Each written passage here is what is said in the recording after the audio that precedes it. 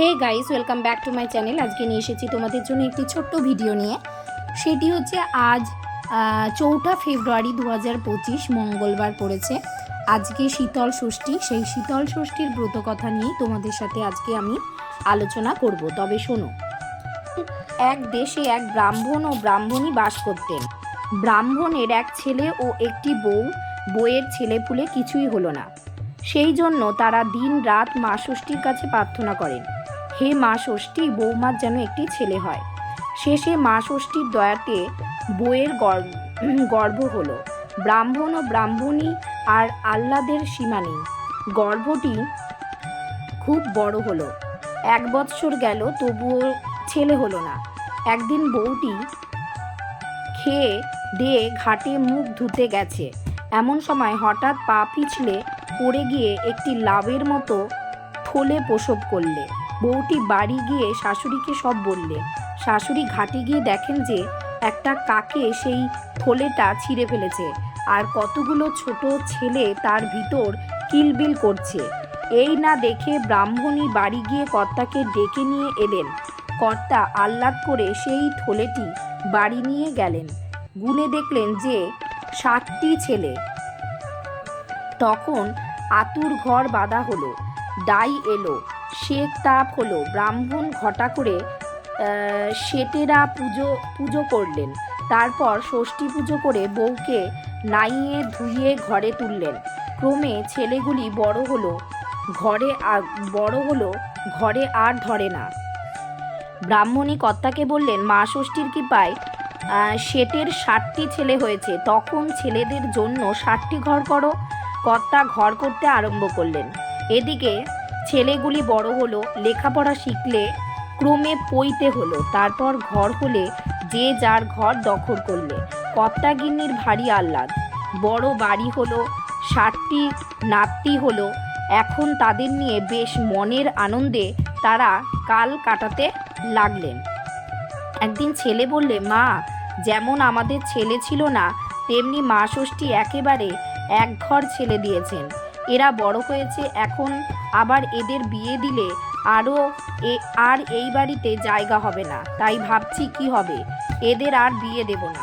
তখন মা বললেন, সে কি রে, তাহলে যে বংশ লোপ হবে, বিয়ে না দিলে কি হয়? তখন বউ এসে বললে, মা, যদি বিয়ে দিতে হয় তাহলে যে ঘরে একেবারে 60টি মেয়ে পাওয়া যাবে, সেই ঘরে আমার ছেলেদের বিয়ে দেব, তা নইলে বিয়ে দেব না। ব্রাহ্মণী বললেন, তবেই হয়েছে। তোমার মতো কে মা 60টি মেয়ে বিয়ে বসে আছে যে তোমার ছেলেদের বিয়ে হবে? দুজনে বুঝি বসে বসে এই মতলব করছো? ছেলে বললে, সেই বেশ কথা মা, একেবারে 60টি মেয়ে চাই, নইলে বিয়ে হবে না। রোজ এই রকম নানা কথা হয়। ক্রমে ছেলেগুলি বিয়ের যোগ্যী হলো। তখন গিন্নিকর্তাকে বললেন, নাতিরা যে ডাগর হয়ে উঠল, বিয়ে থা দাও, খালি ঘরে বসে থাকলে চলবে কেন? মেয়ে খোঁজো। বৌমা আবার কোট ধরেছেন যে আমার মতো 60টি মেয়ে প্রসব করেছে, তার মেয়েদের সঙ্গে আমার ছেলেদের বিয়ে দেব, তা না হইলে বিয়ে দেব না।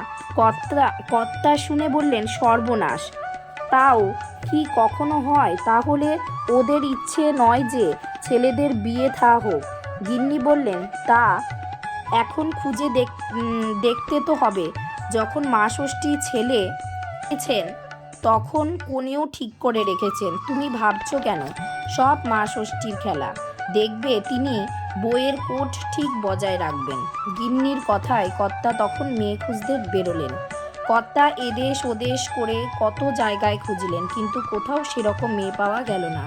এই কথা যে শোনে সেই অবাক হয়ে যায়। এদিকে মা ষষ্ঠী ব্রাহ্মণকে ঠিক কনেদের দেশে এনে ফেললেন। ব্রাহ্মণ ঘুরতে ঘুরতে এক দেশে গিয়ে দেখেন যে একটি বাঁধা ঘাটে বসে একটি বউ বিস্তর মেয়েকে স্নান করাবার জন্য তেল হলুদ মাখাচ্ছেন। ব্রাহ্মণ তো দেখেই অবাক। তিনি আহ্লাদে মা ষষ্ঠীকে প্রণাম করে সেই বউয়ের কাছে গিয়ে বললেন, মা, এগুলি কি সব তোমার মেয়ে? বউ একটু ঘোমটা টেনে বললে, হ্যাঁ বাবা, এত পাপ করেছিলুম যে ভগবান আমায় একেবারে 60টা মেয়ে দিয়েছেন। একে খাওয়াবার পয়সা নেই, তার উপর আবার কি করে যে বিয়ে থা দেব তাই বাবা ভাবছি। এই কথা শুনে কর্তা বললেন, মা তোমরা কি ব্রাহ্মণ? হ্যাঁ বাবা, ব্রাহ্মণ না হলে আর ভগবান এত দুঃখ কাদের কপালে লিখে থাকেন? এই কথা শুনে কর্তা আহ্লাদ করে বললেন, বেশ হয়েছে মা, আমার নাতিদের সঙ্গে তোমার মেয়েদের বিয়ে দেব। যদি তোমার ইচ্ছে হয় তাহলে বাড়িতে চলো, কর্তাদের সঙ্গে কথাবার্তা ঠিক করে ফেলি। তখন বউটি সমস্ত মেয়েদের নাইয়ে ধুইয়ে ব্রাহ্মণকে সঙ্গে করে বাড়ি এলো। বাড়ির কর্তা ব্রাহ্মণের সঙ্গে কথাবার্তা করে বিয়ে ঠিক করলেন। তারপর ব্রাহ্মণ বাড়িতে এসে সব কথা বললেন। তখন সকলে আহ্লাদ করে যথা দিনে 60টি ছেলের বিয়ে দিলেন। 60টি বউ ঘরে এলো। গিন্নি বললেন, বৌমা যেমন কোট করেছিল মা ষষ্ঠী তেমনি মুখ রেখেছেন। তখন ঘটা করে বাড়িতে মা ষষ্ঠীর পুজো হলো। একদিন ব্রাহ্মণীর কি মতিচ্ছন্ন ধরল, সে দিন মাঘ মাস, শীতল ষষ্ঠী পুজো। খুব জল হচ্ছে, শীতও খুব পড়েছে। ব্রাহ্মণী নাত বউদের ডেকে বললেন, আজ আমি ঠান্ডা জলে নাইতে পারবো না, আমার বড় শীত করছে, আমার জন্য 1 হাঁড়ি গরম জল করো আর 4টি গরম ভাত রেঁধে দাও, আমি এত ঠান্ডায় জল দেওয়া ভাত খেতে পারবো না। নাত বউরা সব মুখ চাবাচাবি করতে লাগলো। বউ বললে, মা তোমার কি ভীমরতি হয়েছে? আজ যে শীতল ষষ্ঠী, আজ কি উনুন জ্বলতে আছে? গিন্নি বললেন, তা হোক বাছা, আমায় 4টি রেঁধে দাও। বউরা তখন কি করে, তাড়াতাড়ি জল গরম করে দিল, গরম গরম ভাত রেঁধে দিল। গিন্নি স্নান করে গরম ভাত খেলেন। তারপর সকলে খেয়ে দিয়ে ঘরে শুলো।